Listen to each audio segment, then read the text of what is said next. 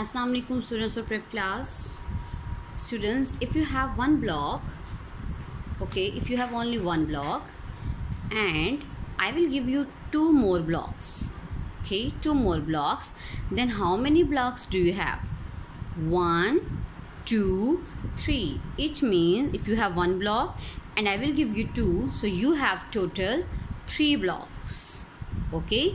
1, 2, 3. It means you will count all the blocks and then you will tell me the figure, okay. This is 3, number 3.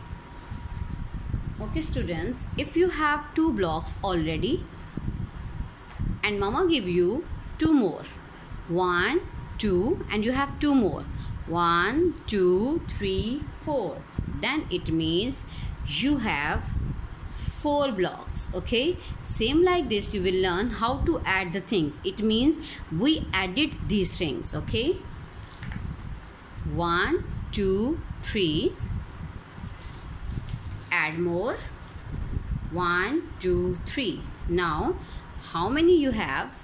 1, 2, 3, 4, 5, 6. Yes, you have 6. It means you will count all the blocks, okay. 3 and 3, 6.